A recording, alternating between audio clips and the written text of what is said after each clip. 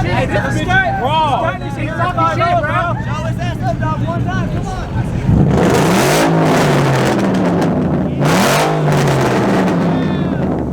I'm telling y'all now, if I had my fucking car, I would shut this.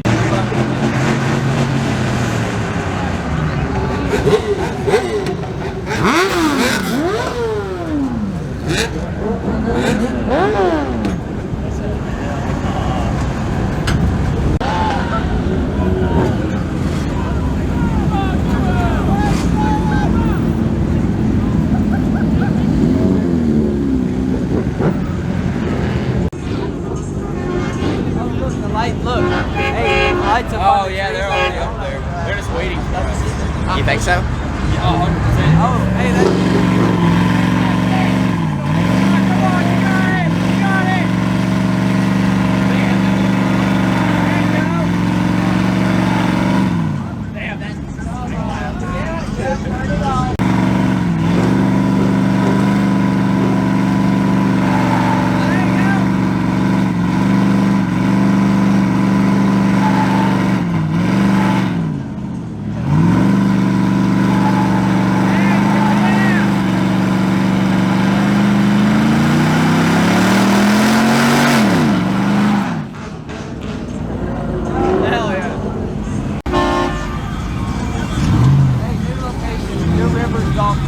New location. Oh, word? New location. Alright, I got it. Alright guys, we made it back from Nashville. The car meet got shut down 3 or 4 times. Every location we went to, I'll show a video of like literally a police or metro police helicopter chasing us down with a spotlight. Just like mine.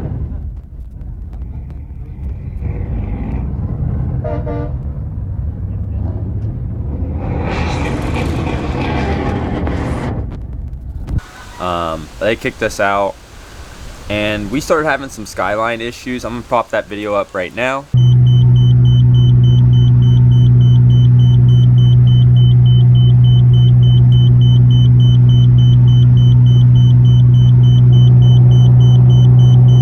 Essentially what happened is all of a sudden I've lost complete cabin power, and not really sure exactly what it was at the time being. Now I'm 100% sure of what it is, and basically it's the wiring harness and how it's kind of tucked. If you have a Skyline or know of a Skyline, the engine harness and the like main cabin harness is tucked in the fender well, but not like tucked in a good way. It's like literally right by your wheel. And essentially what happened was I kind of swapped my suspension, but it's been rubbing for a minute anyway, and I've been hitting the wiring harness with the tire, and it finally caught enough wire to rip it apart, some of it, if not all of it. And I'm about to show you guys that right now and the damage, and then we're going to take the fenders off and kind of assess it a little bit better. But right in there, is the little bit of wiring. That pretty much toasted the whole entire inside of my cabin. It's kind of hard to focus. The camera doesn't not sure what to focus on, but this whole entire harness has been rubbing. It's really a poor design. A lot of people recommend swapping it out, and you can see even there it started rubbing as well. But essentially, from where it's at, I mean, it's a really bad design by Nissan. A lot of Skyline owners, I've been meaning to do this for a minute, totally forgot about it up until now, but right now I feel like it's the best time. If not, it runs and drives just fine. It just, none of my gauges pretty much work, and I'm gonna show you guys what's all not working. And just to confirm that that was it, I watched a video of somebody tucking it, and the guy even admitted saying, yeah, no power windows, no coolant reading, fuel pressure, nothing. Like, it's just complete dead. The only thing that did work was the speedometer and the lights. Thank God the lights worked, because it was nighttime, and that would have sucked because I would have got pulled over probably by every cop car there. But yeah, I'm lucky enough to have at least the lights work. That was like honestly great for me. But yeah, let me show you guys what's really truly going on inside the cabin. All right, so obviously it'll beep with the lights on, but once you put your key in, essentially what it should do is shut off. But as you guys can hear, the fuel pump's priming and nothing is pretty much working. Now I do still have like radio power, lights, and dashes on the lights. I have a full tank of gas, and that thing should be reading. I know the battery's good, the voltage should be reading properly. Essentially, RPMs don't work, your oil pressure doesn't work, and I know I have a HICUS delete, so I should have a HICUS light on, and I should have 2 door lights on as well, but nothing's working. It starts up just fine, but like I said, no RPM gauge, no oil pressure, that doesn't read, the coolant light doesn't read at all. The open door light should be on right here, and my HICUS should be on over here. Again, the fuel does not read, that's negative, and the battery. So yeah, that's what we're going to be working on, honestly. Was not expecting to be doing something like this, but at the same time, it was a much needed kind of thing, so I'm kind of glad it happened.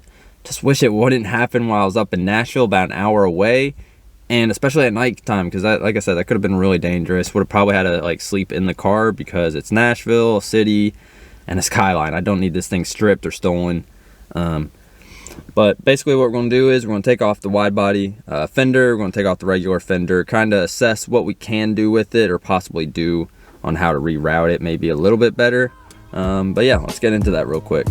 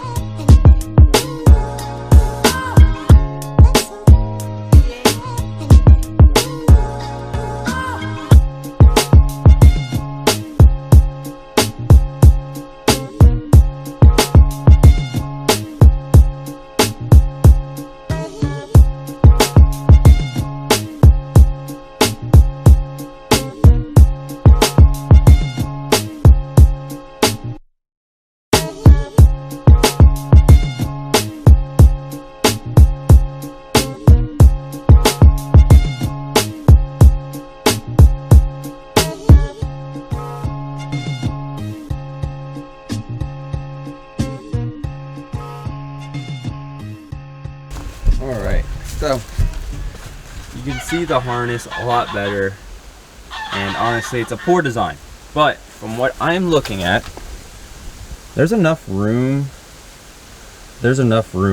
right in there from the harness to here that I might be able to either drill a hole up and in there, drill a hole up here where my finger's pointing, or drill a hole here and then have it just sit up and along here, regardless of the matter. If I drill a hole here, it'd probably be easier. If I drill a hole up here, it's gonna be a little bit harder. I'll probably have to take the wheel off and everything. And it's still probably gonna rub. If I drill it here, it might not rub as bad. And then like I said, we'll just run the harness up through here and then back down into here. We'll have to cut off the little lip it got going on right in there.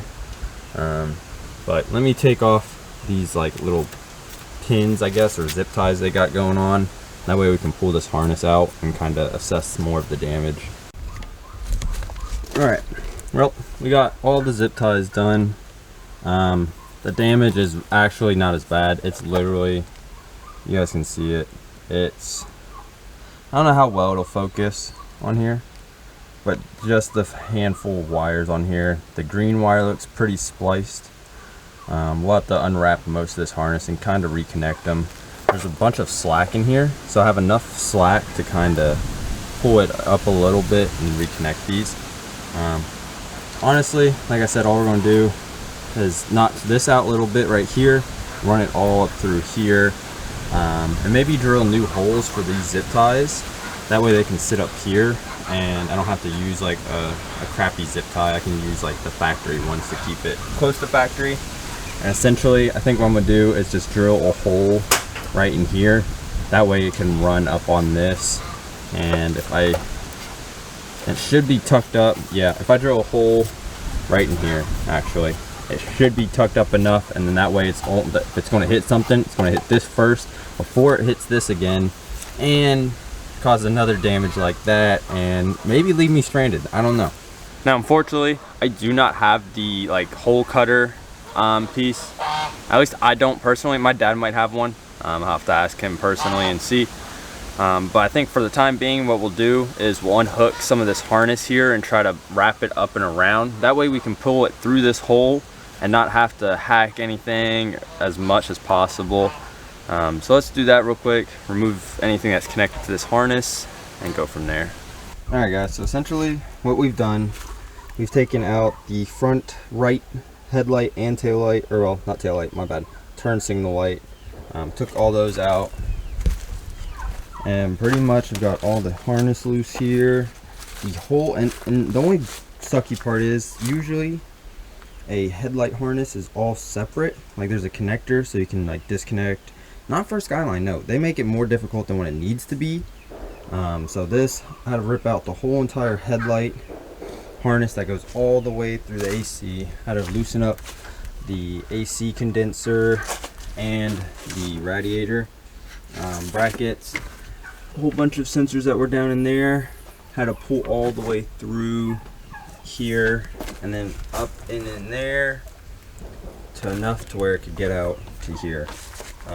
Took apart the whole entire relay box essentially. Still gotta take these all off of this little like bracket, and I'm gonna try to make a hole big enough to where it's like that thick. I can just slide this through. Probably gonna be more difficult than what it is. But yeah, it is a lot of work, but it's gonna be done right. A lot of people, what they do is they'll just kind of have it up like that, and it's not done properly. I mean, essentially the best bet is drill a hole here. That way, if the hole's here, the harness then can run up on this line, and instead of the tire hitting that harness like most people, they would just hack out a piece like right here, you know.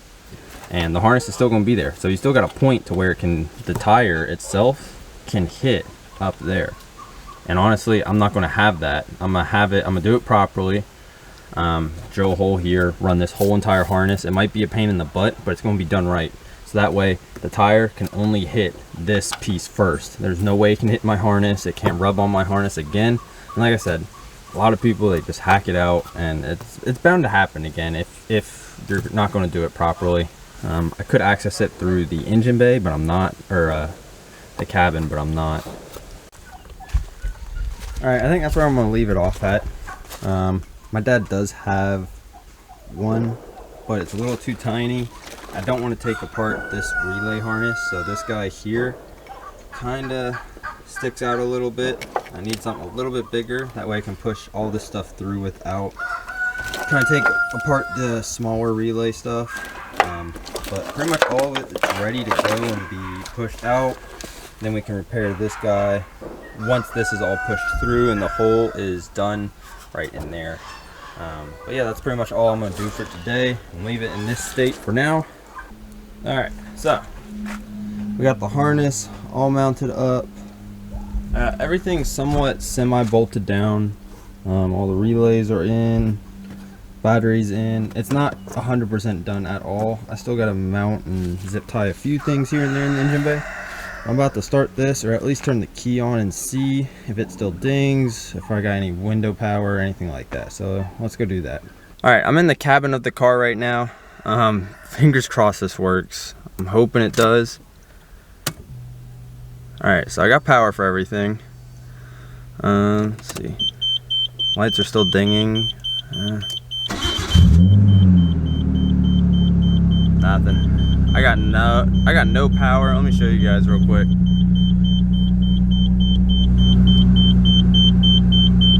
Still no RPM power. No oil temp, no fuel, no nothing. I'm gonna check a few fuses under here. See what we can come up with, because I fixed all the wires up front. I should have some sort of power. So yeah, a buddy of mine, he told me to check the fuses as well. And obviously there you guys can see there's a blown fuse on this one. It has a little bit of black smoke on the outside as well. But essentially he told me to check if it might not focus all that well. But he said to check these 4 in the bottom row and to look at those as well. And obviously we had a blown a blown fuse out of one of them, so we're gonna replace that. And fingers crossed that fixes all of our interior issue as well. So initially I don't have a 10 amp fuse on hand. I'm gonna put a 30 amp for now. So if you guys see in between the 2 reds, there's a blue one. That's a 30 amp that I have in there. Like I said, check those 4. Fingers crossed, fingers crossed. Actually, let me get more in the cabin here. All right, come on, baby. Oh, yeah, we don't hear dinging. There's no dinging, and I got all my gauges working again. I see the fuel pressure still isn't working, so that might have to be checked. Oil pressure, coolant, let's see what we got. I'm seeing a lot of my gauges working. Ooh. He's grumpy. Battery voltage, I'm gonna have to fix that squeal, but we got oil pressure. It says that light's back on. My Hicus is back on. Fuel is slightly rising. We'll check on that. But RPMs are back on. It's just that one simple fuse.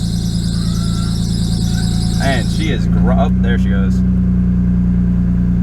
Okay, yep, fuel's coming back on, so we're good with that. That's good. Hicus is back on. Door open, lights on. I wish that would stay off, but hey, you know, 10,000 RPMs. It sounds about right. Well, I'm definitely super excited to have my car back in working condition. Yes, it still did run and drive just fine, but I would prefer to have all functions of the in-cabin. But like I said, it looks like the fuse blown and just some wires had to be retucked. Got it all nice and tucked up. We're going to finish it up, and that's probably going to be it for today's video, guys. Honestly, I'm happy to have my car back in at least working condition. It's done right. Don't have to worry about that ever again on the road. And yeah, I'll see you guys in the next video. Peace.